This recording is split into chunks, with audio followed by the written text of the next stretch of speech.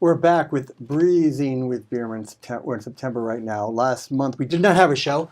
Things got busy and hectic in our other lives, but I love to be back here in the studio. I love talking to people. I love being irreverent, even though I've been less irreverent, but I'll try to be more. Some people say it's good you're not irreverent because you have to be serious, and people here are too PC. Well, fuck up. Sorry. Did you say irreverent? Irreverent. I thought you said irreverent. Irreverent. We're speaking, again, isn't well-spoken English a bourgeois affectation? Anyway, I try to be you're a former teacher. Correct my speech. Before we get to our guest, Lauren Lepre, a guest on our show, I got the movie, which of course I have a 10-second part in, The Dark Military on Blu-ray DVD. I, being ignorant and not taking the time to research it, I can't play this at my house because I just have a DVD player. I know a lot of people just get Fire Sticks and they don't play anything anymore. So if anyone wants to give me their Blu-ray, I'll watch this at my house. If not, maybe I don't know what I can do. I think Blu-ray is supposed to be more higher definition. You're looking at me like, why are you talking about this right now? I have no idea about any of it, but I wish you well. And you're not here for thank you. That's what I like about you, Mary. You're always trying to see the positive in it. Unlike Absolutely. me, you're diplomatic too. The teacher has to be positive. Right, and the voice stays the same. It's even, not bellicose, belligerent, or anything.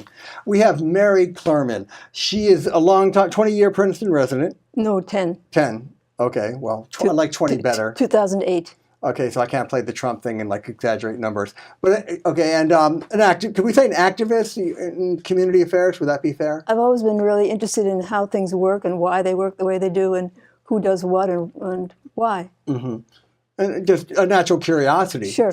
That's always a good way to start with anything, I think. So more objective. And now you've decided, which some people have said is equivalent to being stuck in a hot box with an insurance salesman. I don't know if that's a good joke, but you've decided to run for the Board of Education. Now, it's laudable, don't get me wrong, it's needed, but that's why do you want to run? 2018, elections November what? 6th for the Princeton Board of Education. My neighbors were asking me why the school board wanted to spend $130 million to expand the schools when all they needed to do was end the send-receive agreement with Cranberry, which brings 280 students to our school, who were originally wanted in 1990, 30 years ago, when there were empty seats in Princeton. Now there are no empty seats, and the question is, why the rush to renew this contract at the same time as they want the town to spend more money on a referendum than it's ever spent? Before. So you said there's red flags there. Yeah. And stuff. Well, I wanted to get more into your qualifications, but since you got to that, my understanding, and again, correct me, the board was saying it's almost impossible to get out of a lend lease. The bar to get, was that true, or is it more? We definitely had such an agreement with West Windsor until 1990, and before that, I think with Plainsboro West Windsor ended in the late early 80s. Yeah, and the reason 75 was the last senior class at West Windsor. Well, I understand that they ended it amicably because the West Windsor built its own high school. Right. Now, Cranberry is not in a position to building its own high school, but at this point, the kids from Cranberry have to go by car or bus 45 minutes to get to Princeton High School, going right past West Windsor, which apparently has capacity. Why don't they want to go there? I don't know, but I just remember that the lawyer for the Board of Education said that the bar is really low to dismiss the send receive. That even if both sides agree, the Commissioner of Education could still nullify it if he feels that it's too onerous for Cranberry to find another school, or racial composition of the Princeton High School it's sullied. So that's what he was saying. So well, the racial composition is not improved by the Cranberry well, I understand kids. that, but is that true, though? Is it just almost impossible? That's what they seem to be saying. Only 2 schools have succeeded. Even when schools want to part ways, he was saying that the commissioner said no, and that was it. I'm not sure the lawyer represented what I would have said. Mm-hmm. I see. So you think there's more to that? Yeah. Right, and stuff. So that's one big question, because you're right. If Cranberry slowly stopped going to Princeton High School, the crowding question, at least for the short term, would slowly dissipate. The way it works is that those who are already enrolled get to graduate, so it goes down by approximately 75 students each year for 4 years, and then there's no longer a question. Apparently the enrollment otherwise at Princeton is not that tight, and losing that number in that period of time would pretty well take care of the enrollment problem, as far as I can understand it. And you think there's wiggle room to challenge that? Yeah. On lease and everything. Well, I think the other issue is that Cranberry pays tuition, an equivalent of a total of $5 million a year. I'm not sure why the Princeton schools need that money in exchange for the cost of expanding the system. Right. That's what you're saying. So yeah, I mean, and what do they want right now for the high school? I mean, they've jumped around.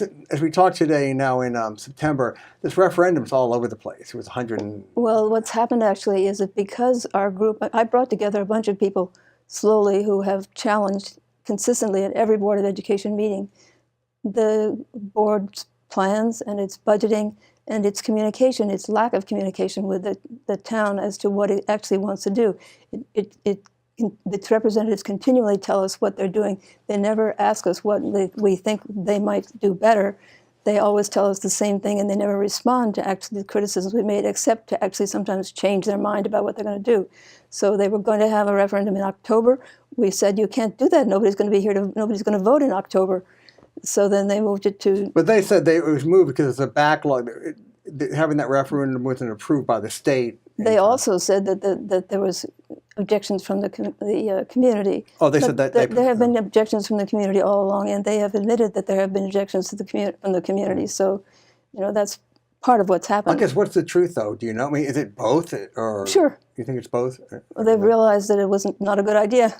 Right. So where does it stand now? They're dividing it into two questions, but it comes down to the same amount of money. Right. It's just two questions, as far as I can tell. The objection that I have at this point is that it's very good that they want to do what's critical now, and I think everybody would be happy to pay for what's critical. That is, for those who don't know this heating, air conditioning, mold, right. mice dropping, right. which was there when I went to Princeton High. It's kind of weird. Yeah. It goes on and on and on. It never seems to end. Well, what they're saying is that they want to take care of the critical things, and for instance, the air conditioning and heating is one of the major issues. But they haven't really talked about what they're going to do for that air conditioning and heating. And so I kind of wonder, okay, so you revamp the systems for the schools, but then what happens when you actually have to do the renovations later? Do you have to take that all out? Or somebody said, oh, they're going to all buy window air conditioners and throw them away. And what are they really going to do? They haven't said, and they don't seem to know. Oh, really? Oh, we have no indication that they know. Really? So what you're saying, it seems to be more ad hoc.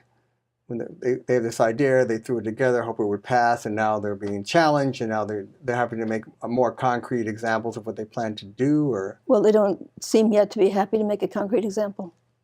Really? Renovation, okay. Not that anybody knows. Mm-hmm. But don't they, I mean, I've read some of their stuff online, what they want to do, but you think it should be item by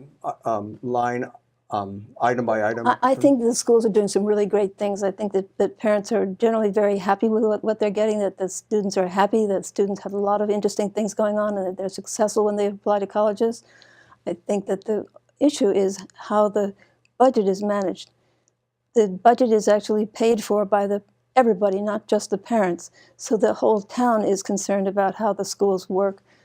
If the schools can't communicate with the community, they're not really doing their job. But again, the community says, and again, you've been to more meetings than I have, but they say we've had countless meetings and open forums, and in which they say the same things every time. That's what you say. So this is frustrating to you. Yeah. Very frustrating. Well, not just to me, but to a lot of people. And you see the increase in numbers in the letters in Town Topics.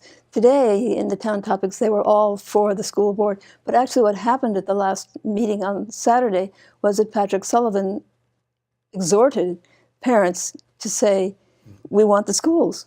Gotcha. So it became a campaign. A campaign, and it's greatly politicized now. One thing you did make, which it's true, Joel Schwartz, we're getting local here, and also Daniel Dart, who's running too. They have numbers. They did intense research. They're very good that way. And then when I hear the pro-referendum people say they speak in self-reporting platitudes, I call it. Like, it's a great school. We deserve the best for our kids. They really have no, they have no substance to it. And to be clear, for the record, I'm against the referendum too. I think I'm pretty open-minded, but that's what I've seen. I just don't see anything. Well, it was very interesting on Tuesday night, the most recent board meeting, because that was the first time I heard the parents say anything other than, we don't want to hurt the Cranberry kids, and we want to support the schools. And even in saying that they want to support the schools, what they said was, we recognize that there are problems with the communication, but we want the schools to have the best things for our kids. What does that mean? Well, but on Saturday and on Tuesday night at the meeting, those people who spoke did have concrete things to say, but they all supported doing all of it now. To me, this is not something that's happened overnight. The increases in enrollment could have been anticipated, should have been anticipated. The Valley Road School has been allowed to deteriorate for decades, 4 decades, yeah, 4 Joel or 5 Schwartz, decades. also, he pointed out, I saw his paperwork, they didn't really do a comprehensive job predicting what could be happening with population at all. Not at all. It was very, and Valley Road's deteriorated. And not to say for Princeton High, I said this in front of people at the Presbyterian Church. I go, I'd like to talk to the facilities managers, past and present, why this is happening. Why things haven't been remedied, such as mold. I'll say that today. And if anyone wants to come in for the referendum, and I've tried to find people, they don't want to come on. I don't ambush people. Keep trying, because it's important to have an open discussion. I want other people, but if you're seeing this on Facebook Live or you see this later, please come on. If you don't want me on, I'll let you speak for 10 minutes, as long as someone else can speak afterwards to agree with or rebut. But, I had that institutional memory. And I don't have to go back to when I went to Princeton High School, when West Windsor was there. I can go back to 2002. And that was a botched renovation. And then they had to have another one in referendum in 2006, I think, to correct the problems from 2002. And it scares the hell out of me. I don't think they had the expertise to run such a big project. It's not just the expertise, it's just a plain big project. Yeah. To do a huge project, I mean, the big dig in Boston, it was supposed to take how much time? Yeah. And how long did it actually end up taking? I already have the proof, and I've said this before. Do we want to spend possibly, if this referendum passes, $250 million and still have the same problems and nothing to show for it? If you told me anyone in 2002, we'd be here in 2018 discussing like nothing's really changed that much, except the new renovations at the high school are causing more trouble.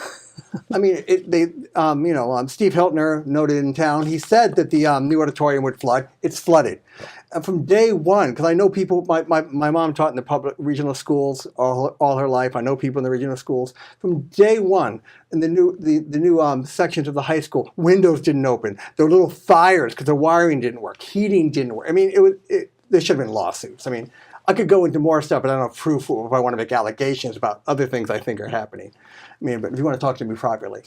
Well, so it's poor planning to begin with, a bad experience in the past, and a demonstration that it's really not an easy thing for a civilian volunteer board of education to coordinate. And I want to subpoena the facilities managers, past and present. What the hell is going on? Why are these things allowed to fester? I think it would be, again, I said this before, a festival of recollection, because I don't understand what's going on. I don't think there's been a comprehensive job done, demanding accountability. Accountability is a really good word in this case, because what you're talking about is accountability for the money that they're getting from the community, and therefore communication with the community is what you're talking about. And I think this town has been so accommodating when it came to funds and education, and I think they've even not older. I know they say, well, older people too. It seems to divide along generational lines because they don't have kids in school.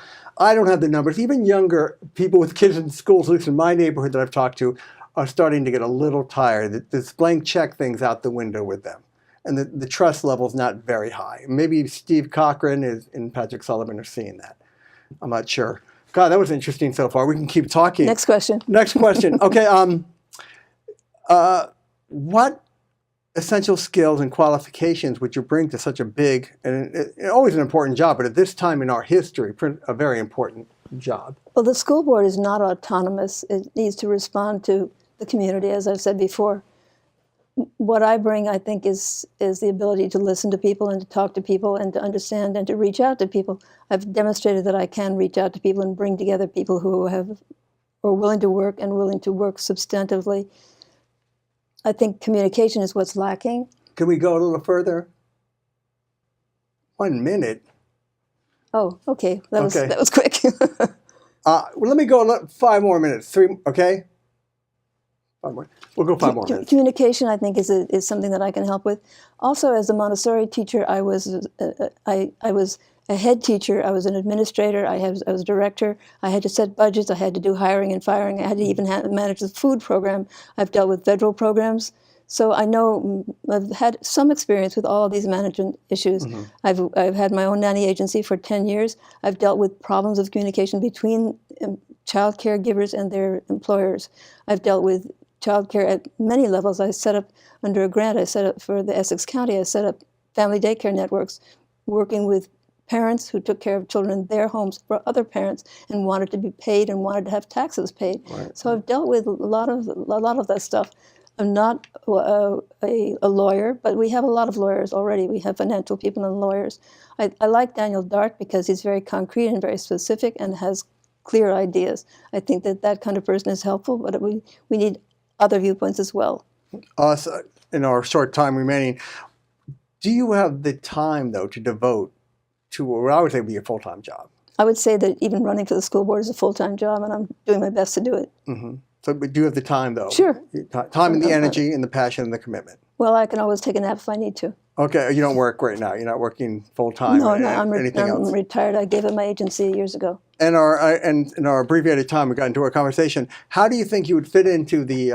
It's hard to say. Let's say you get elected. How would you fit into the political ecosystem on the board? What concrete? I think that a lot of the people on the board are already falling away from the standard procedures. I sense the feeling that they understand that there's a problem. But I'm actually going to take a class from the New Jersey School Boards Association, which is what tells people what they can do. And my understanding is that when you go to this training, which is required of every elected member, that's the first thing you have to do, what they try to do is scare you. That they tell you what you can't do, what you can't do, what you can't do. So if you go in knowing what you're told you can't do, and you know that that's what you want to deal with, maybe I'll have an advantage there too. Can you make one quick concrete example of that? What do they tell you can't do that you think would be counterproductive? All I know is that they former board members refer to it as obedience training. Oh, that says a lot. That's formal. Well, it's Mary Clurman. We had a great, I think, an interesting conversation. Thank you. Hopefully, people can listen and learn. And again, if anyone opposition wants to come on, I'm fine. I mean, please come on. We want to hear you. And again, it's Mary Clurman. You're running for Princeton Board of Education. Yes. If anyone wants to reach you, they agree with you, disagree with you, how can they contact you? MaryClurman2@gmail.com. It's Mary Clurman, CLURMAN, the number 2@gmail. Yeah, and if you do oppose, just keep it civil. Okay. Yeah. Thank you, Mary Clurman. Maybe you'll come back in October or November. Great. Well, you just saw a spirited conversation with Mary Clurman. Peter, her companion, just made a very good point. I kind of talked a little bit too much about what I was thinking. I guess when you have a narcissist, I'm not as narcissistic as our president, but I have, I guess, a narcissism problem, and I must apologize. I hope, at least I was audible and made sense. But with that said, we should have had beers here because we have, your names, please? Antonio Carannante. And I'm Rick Stripp, Jr. And we're here for something I enjoy so much, this beer, the Central New Jersey Beer Fest. And can you tell us what your positions are for that and what's going on? We're the coordinators for the beer festival. We also manage Blend Bar and Bistro, and it's our anniversary event. We do it every year. We've moved it to Mercer County Park Festival Grounds. It's grown to be a large regional event with people coming from all over the tri-state area. It is the Central Jersey Beer Fest. It's 2018. It's our fifth beer festival. Now that we're hosting it at Mercer County Park, it's just become the very large event. So you originally did it just because you wanted to do it, promote your restaurant, and it kind of just grew. Yeah, we started with a small beer garden, a few hundred people, and then Literally behind our building, like in a field behind our building. On Route 33, right? Yep. yeah, right on Route 33 in Hamilton. And then all of a sudden it grew, and then you got this idea maybe make it bigger or what? Yep. The following year it grew to tripled our numbers to about 1,000 people right in the backfield, and we were approached right then and there on the middle of the grounds, like, have you thought about moving it somewhere else? And Mercer County Park was one of those suggestions, and we looked around and we decided that was the best venue for us. So. Even though it sounds like so much fun, it sounds like a lot of work. What are the logistics, though, for getting? I mean, More than you'd think. More than yeah. So what do you have? We could talk about the logistics of it, but if we start talking about tents and all the other stuff goes into it, you probably get bored and nobody watches. Not the show really. I'm anymore. just curious, though. No, but you only have two people and you're running a restaurant. Because okay, what do you have at this? You have besides the tents. What do you have? So when they walk there, paint a picture. Paint a picture. So you walk into the festival grounds and you have. We separate the area, but it's a widespread area with 3 different groups of beer. We like to spread it out so people aren't waiting in long lines. So you're so smart. I hate lines. So we make sure that we not put Disney World. Food vendors in different areas, the breweries in different areas, and it gives you a lot of time and space to sample the beers while enjoying the outdoors and walking from one brewery to another, and giving yourself time to talk to the brewers there, because one of our biggest pet peeves is to have the brewer there or representation from the brewery there. So we're not just talking to volunteers. We like to have an educated person pouring the beer. They know the ingredients that are going in the beer. They work with it. They handle it on a regular basis. So not only can you have a fun time, get wasted. I'm sorry, I shouldn't say that. No, but you could. It's academic too. Responsibly. Responsible. Always drink responsibly. Yes, right. thank you. You're talking these days. Yeah, you must want to hit me right now. But no, but seriously speaking, though, it's true. So beer aficionados can show up. Oh yeah. And people like Peter Lindenfeld, the guest before her husband. I mean, he would love to sit down and have a chat about beer and One how of my it's made. favorite It's things the whole world. once the event's going is riding around on my little golf cart and watching groups of people getting their beer and then not just throwing it back. They're discussing what do you taste here? What do you smell here? It's a celebration. Yeah, it's a celebration of beer. Absolutely. It's a serious art, and people have serious takes on it and what they like and what they don't like and how it's changing, like anything else. And people, and that's kind of what we hope for. We didn't want to just do a festival where people just keep getting back in line and throwing beers back. So we try and make sure we have a quality across the board, but also a large variety. If you can't find a style there that you like, you probably don't like beer at all. When is the beer festival going to be? It's 2 weeks from this weekend. It's Saturday, October 13th. It's always the second Saturday of October. So every year. So next year we already have the date, Saturday, October 12th. So what does one have to do to learn more about it? Also, when you go, do you have to pay to get in, or what happens? Do you wear a badge? Yeah, so we highly recommend people buying their tickets at a time. It's a easier way to get in the door. You go to cjbeerfest.com. You can buy your tickets there. They're $10 to get in for basic entry. Does not include any beer. Or if you want to indulge the beer, it's $60 for general admission and $80 for VIP. VIP gets you an extra hour of tasting, a nice glass tasting vessel so you're not drinking out of plastic. Everyone who comes through the door has to be ID'd. Has to be 21 or over to enter. You can't bring kids then? No. Yeah. In a way, that's good though. It's an state adult statute. No, but it's an adult. It's an adult situation. Adult event. Find a babysitter for the we kids. both have little kids, so But it's nice to get away from them for a day. That's what I mean. You can go out with the wife or significant other, friends, and have an adult time. And that was kind of our thought too when we were originally doing it, which is why we also have a cash bar there and why we have the $10 ticket. Not everybody likes to drink beer, and we didn't want it to be a thing where my wife doesn't drink. I mean, my wife does, but I'm saying my wife doesn't drink beer, so I'm going to go by myself with my buddies because she can come too, and there's live music and liquor and food and stuff like that. Also, it's flexibility with pricing. They have to spend $60 because they're not going to drink that beer anyway. Yeah. So do you get people from all over the state in New York, Philadelphia, because they want to sample it and taste it and meet some of these? What kind of beers are there? Everything. Everything from around the world? We've got close to 70 brands this year. Wow. It's a beer garden. Oh, really. yeah. About half of them this year are right here from New Jersey. So we like to try and support local. But there's we have German beers. There's an Indian beer company this year. Wow. So it's literally a little bit of everything. You want to try everything. Yeah, and it's not just for beer aficionados. It's also for the beginner who wants to try the craft beer and really doesn't want to go to a bar and consume a whole pint. Gotcha. Or commit to a flight. It's a way for them to go there and really get all their flavors at once. Do I like a wheat beer? Do I like a pale ale? Do I like the IPAs? Dark, light. Which hops do I like? And because you're trying so many, it's so what? You take one, you throw it out. You didn't like it. You dump it out in buckets. You drink some water, rinse your palate, try something else. And then what people eventually do is they start going only to the tents that they really want because it has their style of beer, and then they'll indulge with those beers and stuff like that. So There's 150 or more choices of different beers. So Wow. And then what kind of food do you have? we have food trucks and food vendors from. Some are just food trucks that go from festivals and you recognize, and we have a couple local restaurants. Brothers Pizza Number 33 brings a wood-burning pizza oven. Oh, nice. And they do chicken parm sandwiches usually with vodka sauce on it, which is very popular. We have Susie's rolling wrappers.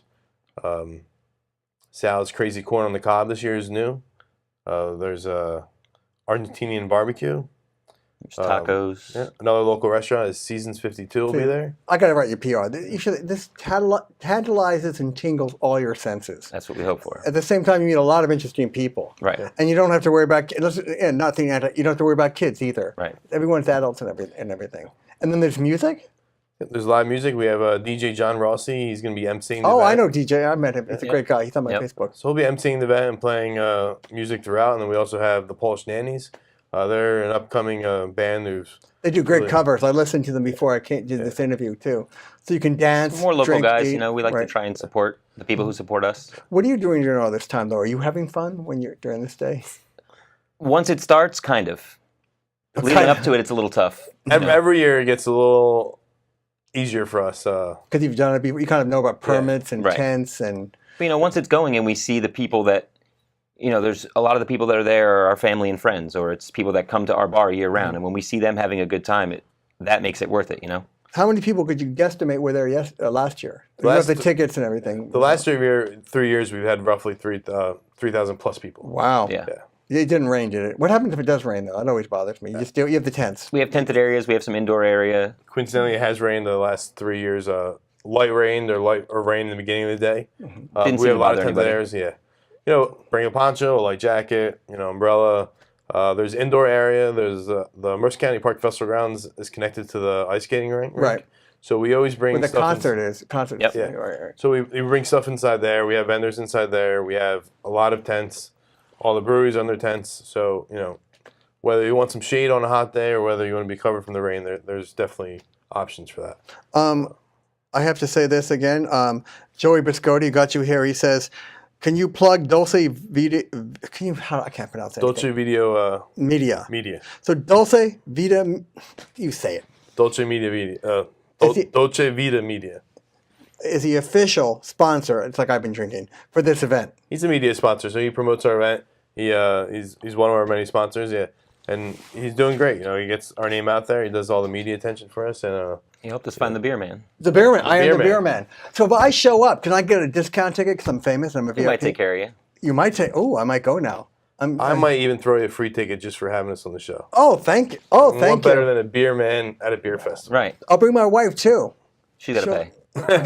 I understand. You have to make a profit too. What do you do? So back up. What do you do during the rest of the year? The restaurant is called, Blend Bar and Bistro. and you guys run it together? Yeah, it's I'm one of the owners. There's 5 owners, but we also own the pizzeria next to us. Rick is my manager. He does a lot of the beer ordering. I do a lot of the spirits ordering. We both equally market and promote the business. We have events throughout the year. For instance, October 26th, we're discussing this morning. We're going to have our Halloween party. Oh, that's great. Yeah. Nice pajama party theme this year. So I love Halloween. It's an excuse for women to dress slutty and men, I guess, who have transvestite needs to put on dresses, in my opinion. So what are you going to be for Halloween this year? I haven't actually gone out that much, to be honest with you. Once you get married, I guess, well, you have kids. I guess you have to get out. But once you start having kids and everything, you forget about those things for a while. But I will go to one event. I'm going to be dressed as a gangster. That fits you. Yeah, thank you. Should I take it as a compliment? But yes, that. But I mean, usually you have to dress up for Halloween, so you're just going to go as yourself. yeah. a psychotic. But I've just noticed the trend has been, and again, it's a lot of fun. Halloween's got marketed more and more to adults and stuff. It's a big part of your business, I guess, in the fall. It's another reason to have people come in. Yeah, I don't know if we grew up when we realized that, or if that's something new. But yeah, I think it's noticed it new. too. I think it's new. We were, I grew up in the baby boom more, and it was just all kids. And then I guess the beverage lobbying group got together and said, "Hey, this is a void we can fill with adults getting involved." And now it's become like a big adult, to me, fantasy, because you could become someone else for a Right. day too and have fun and drink. I guess it's good for singles. What kind of people go to your restaurant though? All type, I guess all types, because it's family, single. We don't really discriminate. I mean, if you like beer, if you like booze, if you just like good food, everyone's welcome. I The mean. single thing is important though, isn't it? To try to, people think they can meet other people. It doesn't, I'm not saying in a salacious way, but just, make new friends, meet old ones. We've had engaged couples meet there, right? Yeah, we've definitely had people that have been there. I don't think anyone's actually got engaged on our premises, but definitely have met there for the first time and gone on to got engaged and married. So, I mean, there's definitely singles things. I mean, can't help to notice that everyone else at the bar is swiping left or right for one reason or another. I mean, But another thing about I don't restaurants, understand that whole logic nowadays, but I guess that's the way to do it. How old are you? I'm 35. Okay, middle. Yeah, Tinder's like white, right? If they like you, left, it's not. He's playing. I'm coy. lost on it too. No, Okay. Are you married Yeah, too? I'm married and got 2 little kids as well. But the restaurant business seems so difficult. It seems you have to be married to that. It'd be hard to marry to another person. Isn't it 24/7? You have to have a wonderful, understanding wife, which we both do.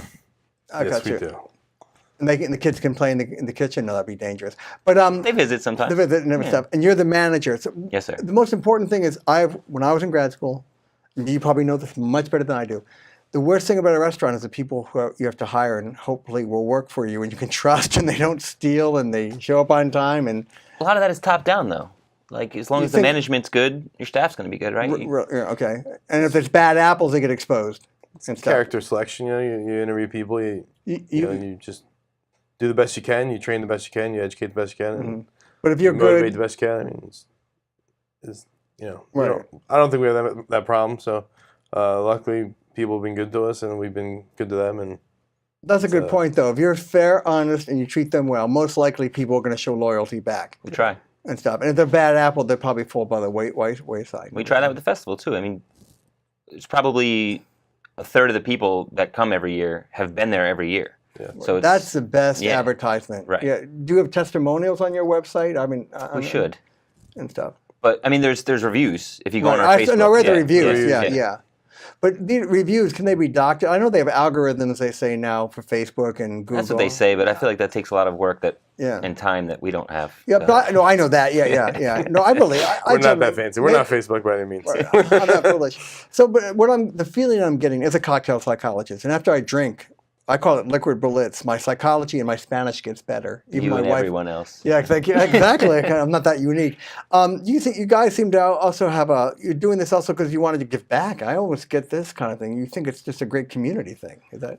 I mean, yeah, you want to make a profit, of course, but It's a great community thing.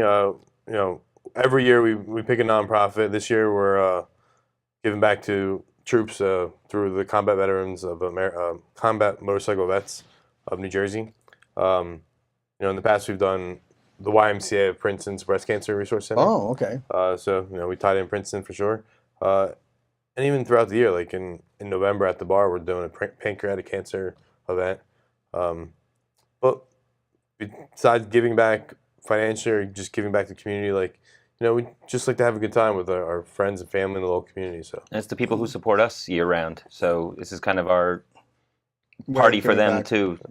Thanks for sticking with us through the whole year, And what do you do after this is over? You take a deep sigh of relief For in about way? a day and then start planning for next year. Really, it goes back to that. Wow. well, mean, the we started day selling the tickets day for- of the festival, we Yeah. actually sell tickets for the following year at a discounted rate. So Yep. Oh, smart. That's smart because people are having a good time. Exactly. They'll have a good lose- time. Why not? And it's the Why cheapest wait? they'll get the tickets as well. So Do you have a card on you? I'll give you mine before I forget. I think I have some in. Oh, I don't have a beer I also festival. want to remind you about the free entrance, possibly. No, but We'll remember you. I'll give you a token to come find me though. okay. Well, again, this sounds like a lot of fun. Let's go through the most important thing. How again, when it's going to be, the website and everything, and what camera do they want to look into? So I don't know which camera, but there's plenty of them to look at. So most important thing is that you mark on your calendars right now. Pull out your phones. It's Saturday, October 13th. It's 2 weeks from this weekend. And if you go right now to cjbeerfest.com, that's cjbeerfest.com, and use the code CJBeerFest, you'll get C as in zoo, J as in no, Jack. C is in Central, Oh, sorry. J is in Jersey, Beerfest, Central Jersey Beerfest, cjbeerfest.com with the code C is in Central, J is in Jersey Beerfest. You'll save 15% off to the end of the month. So between now and September 30th, September 30th. Yeah. Make sure you get your tickets early and save that 15%. And you'll get hundreds of beers, fine food, dancing, adults only, so you don't have to worry about the kids Yep. and stuff, and maybe meet interesting people. Plus, if you've never been to Mercer County Park, especially if you live in this area, it's a gorgeous location. Yeah, people don't realize how. Yeah. It's I mean, the a whole great- park is gorgeous, but It is. we're specifically at the festival grounds. The stage is built in, meant for live music events. It's kind of a cool place to be at in general, and it's nice that you can be there and have some beer and food too. And parking, it's easy. There's plenty of parking. We also recommend taking public transportation between Uber and Lyft. We actually offer a free shuttle.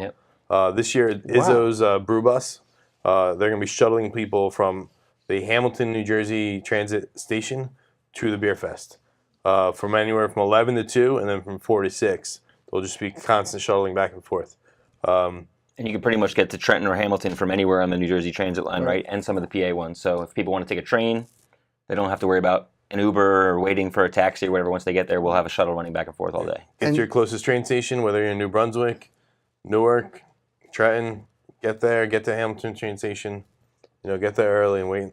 You'll shuttle to the beer festival. So. And I'll be like a public service announcement. Drink responsibly. Always Have a drink good responsibly. time. Take care of it. Take Uber or Lyft if you need to, or have a friend drive, and come to the Central CJ Jersey Beer Beer Fest. Festival. That's right. Again, when is that again? October 13th. 13th.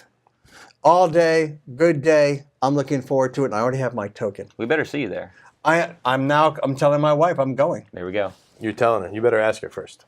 Yeah, that would help too. Mrs. Bierman, he's coming. The Bierman. Yeah. The beer man. The There we Bierman. Well, thank you very much. I want to Thank thank you. Joey Biscotti and Dulce Vita. Dolce Vita Media. We'll get it right. Thank you. I'm not even I gonna don't try, even so. drink that much. Yeah. You do a good job. And you come can see us at Blend as well. Blend. Route 33 in Blend- Hamilton. Right. I actually knew about that before I even heard about this beer fest. Though a lot of people. Good pizza. I heard. Very good pizza. Good pizza with paninis, sandwiches, 22 beers on tap, over 100 beers to take out in the cooler. I've been told it's the best pizza in such. After Trenton, Rossi's left. Trenton's kind of gone. They've moved and everything. It's the best pizza. One of the best pizzas in Mercer County and the area. From what I've heard. Partially biased because I work at Blend, but I am not a member of the family that he is, and it is the best pizza in the area, in my Yeah, opinion. probably. I should say probably. The only thing I go to Conti's here, but I've heard Blend is the best any place. I have to stick up for Conti's in Princeton. Okay, thank you very much, and I'm going to be Thank you. there on Thank the you very 13th. much. Man, we'll see you there. Yep.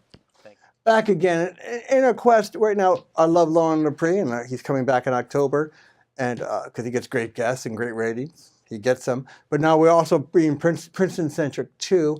We have a man of many opinions, talents, and a show, I think the only show on Princeton TV for and about Princeton called Princetonia NOW. I'm being repetitive in the term Princeton. And before that, you were just talking about Cranberry, because you went to Princeton High School. You're Yes, Cranberry. So yes. what's this story about Grandma Lynn? What's this, some Victorian? No, she was my. What would you call it, Grammy Lynn? Yeah. First of all, if I become a grandfather, hopefully I will be. I'm not Grammy or Grampies or Grimps or Mama or Poo Poo. I'm just gonna be grandfather. Who ever says poo poo for? I don't know what's grandparents? Grammy Lynn. It sounds But like who some says poo poo?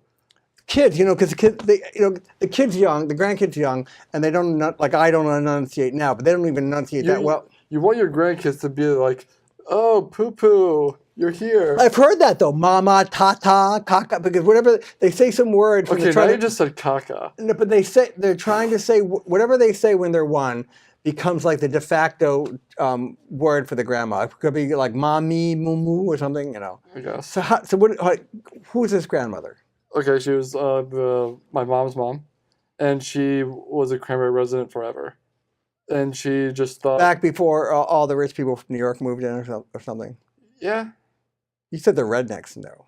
A lot of What? You said very conservative Cranberry. Cranberry, yeah, they're very conservative. Not rednecks. They're just the wealthy people. But the wealthy wealth- doesn't mean you're conservative. I mean, what do you mean? No, They just come like from the- one the- area. They're the wealthy conservatives. Oh, but As in, like, they want to... But how do they all? Do you have any idea how they all congregated? And it just kind of happened by Yeah. slowly, just people. Yeah, just kind A lot of Trump signs or something. You're saying? Oh, yeah. And stuff. Oh, yeah. I thought Princeton, because Princeton's gone kind of the opposite direction. It's become very almost PC left. You think they'd be like, oh my God, they're like, don't let them in. But anyway, go on. We don't care. Anyway, so Grampy or Grandma or whatever her name was. We'll just, Senile. just call her Lynn. Well, what did you call it before? I called her Grammy Lynn. 'Cause Grammy that's Lynn. how I grew up When I knowing think her. Grammy, I think of like the awards or something. Anyway, okay, so Grammy Lynn. Yes. She fought for the Cranberry Township to have Cranberry kids go to Princeton High School. Instead of when I was young, they went to Hightstown. Then they went to Lawrenceville. Yes. And then why Princeton? No, I think they went Lawrenceville first. And then to Hightstown. Yeah. When I was a young kid, because I'm older than you. Oh, are you? Yes, they went to Hightstown, which made sense from a geographical sense. Yeah, but like it has been stated before that Cranberry kids kind of upgraded the Princeton High School. In what way? Because the Cranberry School is a blue ribbon school, and the grades and just like the GPA and the average of the Princeton High School got bumped up because Cranberry kids moved in. Mm-hmm. But who cares? I don't care about that stuff. No, I'm just saying that. Oh, but that was a positive. Yeah, it just made Princeton High School the top 50 high schools in New Jersey. When I say I don't care, it's just because you have Montgomery. I call it New Rouge power. It seems like Montgomery and West Windsor, that's all they care about. They talk about, the scores and the state scores, and they're all competing with each other and everything. That gets silly. I mean, I do understand that, Princeton prides itself on being like the best, being like the smartest people go there, etc. Yeah, I always wondered though, is it nature and nurture? It's probably a combination. Because no matter what, I don't care what the school looks like, you're still going to get, I remember the year I went there, I mean, what's the award you get senior year? No, I just forgot it. When you get, it's a merit scholars, what do they call them? National Merit Scholars. Yeah, something like that, yeah. It blew up the curve compared to other schools. But then I didn't even realize a lot of those kids, some of it was, had to be genes though. I found out like one kid, his father was like the preeminent ceramic engineer. The other one was, harmonic. Ceramic engineer. Yeah, yeah. I didn't even know. They were just neighbors, you don't really think about it that way. And of course, some of it's also nurtured too and expectations and everything. But no matter what, that's going to happen, I think, at Princeton, doesn't, I mean, I do understand that Princeton doesn't have much space anymore. Like the Princeton School, and we had no space when I went there. We all managed. I mean, not saying we shouldn't fix mold problems, but it's not the end all. I guess my point is, what I see is a defective analysis about how much money has to be spent. It's unnecessary just for the space issue. But anyway, go on. Mm-hmm. No, does that make any sense? I don't know. It's just that Cranberry can't have another high school in Cranberry. Because the Cranberry School goes K through 8, and by 8th grade and by 14, or however old you are, when you want to leave, you want to get out, you want to explore the world, because Cranberry, they stifle you in the school because you can't get in any classroom without a teacher's permission. You can't go to the library without the teacher putting you in. It was just so stifling. You were kind of in like a cage. Sounds like the 1930s and 40s in New York school, regular schools, everything. Yeah. So it's is that strict? It's really strict. Yeah. Why? Just the superintendent set that kind of bar. Why did it? I think so. It's just I don't know why. So it's like no strict. Talking, don't walk in a straight line. Yeah. It was, really? I was a line leader for a couple times. Wow. Maybe you kids needed that. I don't know. Wow. I don't know, yeah. So going to Princeton High was like liberation. Oh, new kids, absolutely. new students. It was great. It was one of the better experiences for a lot of Cranberry kids. Mine too. So I just think even if we go to a different high school, I don't think it would matter much, but Princeton is like the one where we want to go, because we're thrown to a lot of different towns. A lot of different towns can have us, but we want to go to Princeton. But how would you know that like you said, you just said the main point, so you go to someplace else. Everyone will adapt and move on. Yeah, it's just West Windsor went to Princeton. I mean, God, when I was really, Princeton High was a huge regional school. It was really packed at one time because they got, Montgomery, even if you go back to the 50s, Lawrence and everything. And we had trailers to deal with that too. That's the thing. Did they have the trailers when you went there? They actually, my first year there, they got rid of the trailers. Oh, and now they're back again. Are they? Yeah, I've seen them some outside. I think I have. We had trailers always when I was there. They built up a whole new wing. Oh, yeah. Princeton High School. Yeah, well, that wing sucks because nothing works at it. It's a great wing. No, it doesn't. Yes, it is. At least in 2002, when you were just a babe in arms being shuffled like baggage through the Cranberry schools, it wasn't working in 2002. It wasn't, I was here. I voted yes for that referendum. Okay. The heating, the vacuuming, whatever. The heating, the cooling, the windows not opening, and of course the flooding and everything. No, even people for the referendum said yes. And it was a fiasco of major proportions. When did you go to Princeton High School? 2008 to 11. To 11 stuff. This is when I graduated. So what time would you have to get on the bus? For me, 6:30. And if you played sports, they had more buses. If you had to play sports, well, I played baseball, and when it was pitcher catcher training, the practice starts at 5 a.m. So Cranberry had just sent buses to get for late sports, early sports, after school. I mean, for the after school, the buses were the regular 250, and then the 5:15, 5:30, and then 6:30. They had 3 buses? That's a lot of money. They should, because in the old days, I remember talking to people before my time, you just left your own devices. You lived in West Windsor or Montgomery, that's when they were said, you just had to find your own way home. Yeah. That's what they should do, and they could save a lot of money. It would build your character, I think. Okay. That's I'd like to get rid of a lot of the buses here in Princeton. I know they say traffic is worse, but you have a lot of helicopter parents who, I can't believe, the Littlebrook school I went to, I would see parents drive their kids to 3 blocks from where they live to the elementary schools. Like, please. That's a little much. Yeah, I don't know. With times have changed. I don't really think they have. The only thing that's really changed, I think, at Princeton is more traffic per se. But, stay on the sidewalks. Yeah. But anyway, that's what I'm thinking. So you're for this. So you have a built-in bias. So you just think that it was a beautiful time for you, so everyone else has to share this beautiful time. It wasn't a beautiful time for me. It was a beautiful time for a lot of others. I thought you said you loved going to Princeton High. I like the freedom of it. Doesn't mean I had a great time there. Oh, you didn't have you personally? Yeah.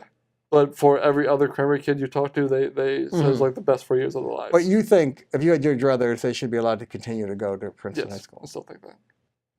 To have whatever time they can have. Yeah. Why didn't you have a good time? Reasons. Mm-hmm. Don't need to get into that. Were you doing drugs? Yes. All the drugs. Were drugs prevalent when you went to Princeton? Oh, nothing like that. Was it crowded back when you... It was crowded when I went, though. Other things... Not more crowded than what other high schools you expect to be. Yeah, all the things... Some of the things I just find ludicrous. Oh, they have to fight through the crowds to get to your class. We did that. I did that. It was easy. I survived. Yeah. And we didn't have enough room in the lunchroom, and we survived that too. We went in the hallways and stuff. Oh, in the lunchroom, you just don't go there. Exactly. That's what started happening anyway. We all survived and stuff. And now, like when I went to school, if you go to the lunchroom, it was completely empty because people just wanted to go where they wanted to go. Exactly. Yeah. And then it became also like kind of those nerds there or something. Yeah. And I don't know. We had really severe cliques. They were like different countries when I went though. We had like jocks, freaks, blacks, artists. Like the artists hung out by the arch where the old auditorium used to be and everything. And stuff, jocks by the flagpole, greasers the greasers in the parking lot. It was interesting from an anthropological standpoint. Yeah, the cliques got a lot better though. That's what I heard. It was more concrete when I went. Concrete in the sense, even if I was talking to someone else from another group, they're kind of like, "Why are you talking to that guy?" It wasn't severe peer pressure. Yeah, but there was lines drawn. When I was there at PHS, if you were like a jock or a meathead, you were uncool. If you were smart and got like straight A's, you were the people everyone wants to hang out with. Right. Wow, that's I guess the way it should have been in some ways. Yeah. Because in high school it's a different, usually meritocracy. The jock is always so it's changed. Yeah, because like whenever, let's say a jock asked out a girl, the girl would be like, "No, you're stupid." Wow. Yeah. So it changed. It went on the opposite dime. Wow. At least there, because I'm sure other high schools it's like, oh the meatheads are like the jocks are the cool ones. Yeah, at least for the high school period in life and everything. And now, and I remember, Princeton High kind of always being ahead of the curve. They had computer programs and everything. Mm-hmm. Some of those guys who were kind of nerdy, and they were in something called the Black Hole. It was an upstairs room with a black, it was like a black orb painted on the wall. Yeah. I'm sure some of them are probably multi-billionaires too, because they started they're like Bill Gates kind of even. They were doing computer programming, saying all these things way ahead of the rest of the country. Yeah, and in a local public high school. And just going back to Cranberry School people, a more percentage of them got to Ivy Leagues. I'm sorry, you were saying? Only one person went to Harvard, and he was a Cranberry kid. Oh, really? Yeah. And when was this? When I graduated. Oh, really? Yeah, and then... that's kind of surprising. Usually, in my high school class, a lot of people went, not a lot, but there was a lot of Ivy League, and then you had more Colgate and stuff like that, Stanford. More Cranberry kids went to Ivy Leagues than Princeton kids out of Princeton High School. Wow, Yeah. interesting. Yeah. Interesting. Yeah. So you're for it, yeah. I'm for it, but like I don't go to school anymore. I finished everything I wanted to do, so really it's not a big deal. It's just I did go to Cranberry and I went to Princeton, so I'm just And you thinking. went to college and now you're unemployed. See what the Princeton High education did for you, or the Cranberry schools? It made me a better person. Is that a sign of optimism on your point of terror? And let's get to Princetonian Now, though. What's Yes. happening with Princetonian Now? The only show for and about Princeton, which is kind of weird because we're Princeton TV, but what can I tell you? The new season is starting up. We have the season 2 coming out. September is going to be out very, very soon. We have 2 events covered. The 3rd event is this weekend. What are the first 2 events we did? I'm helping them out on the show. Yeah, the first, And you don't fire me, which is really weird. because you're a great host. Yeah, but I terrorize you, or I attempt to, and you don't do that to me. You're too Because magnanimous, I guess. I try to make it fun. Okay, anyway. So The first one was the open house at the Arts Council, which we found, which was great. We talked to a lot of people. We met Chris Rollins from PST. local legend, PST around when I was a kid, too. Then the second event we did was the first music festival in Palmer Square, where a lot of bands and musicians It wasn't came. jazz, yeah. It was just right.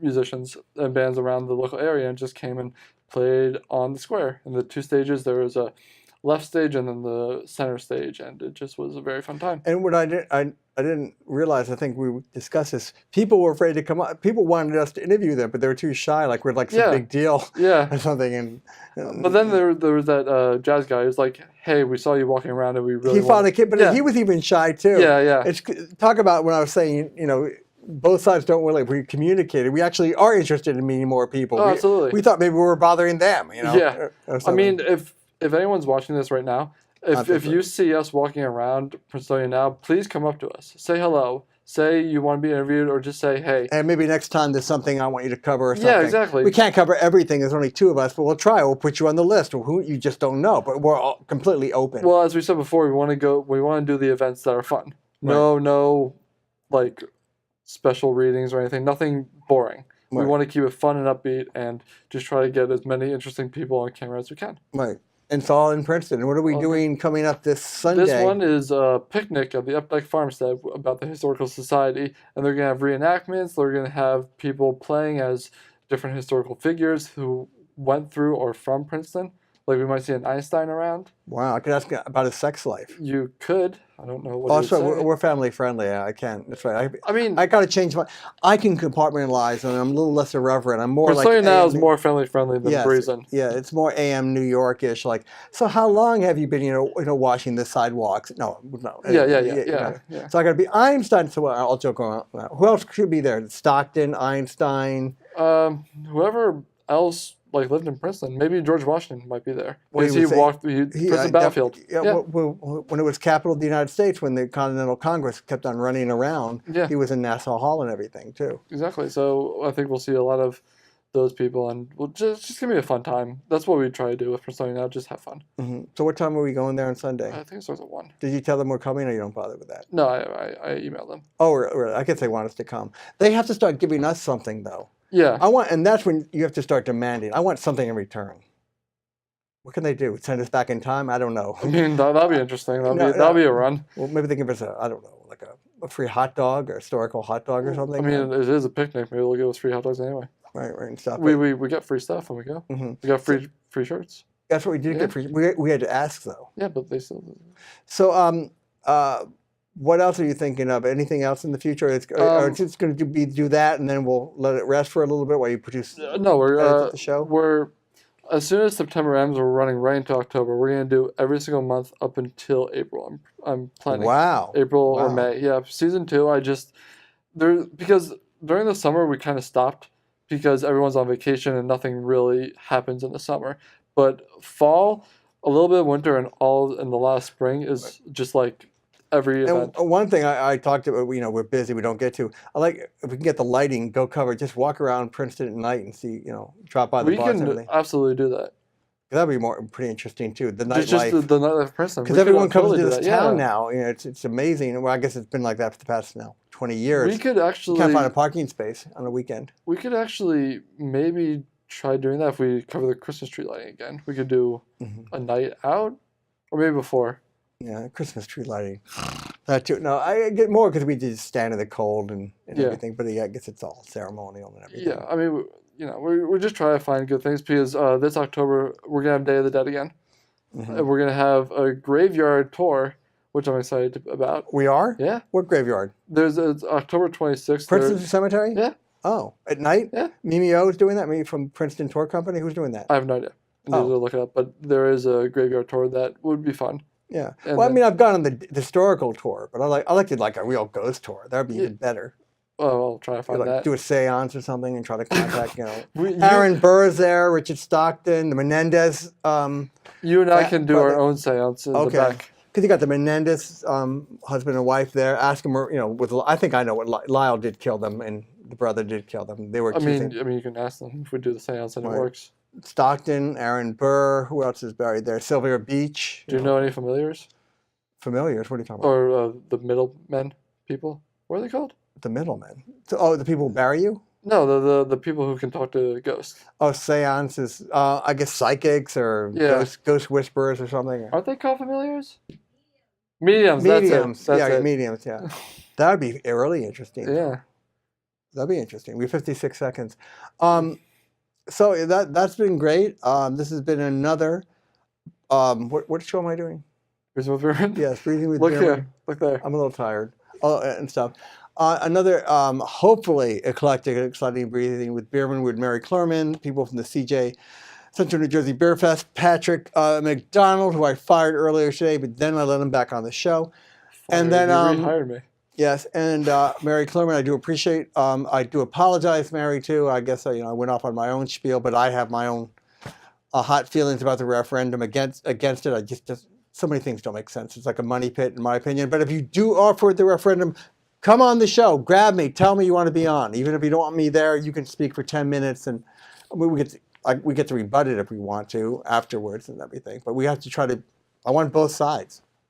Also, if you want to be on Princetonia Now, you can find me on my YouTube. It's a Princetonia Now, and then on Vimeo. What's the name of your YouTube? It's just my name, Patrick McDonald.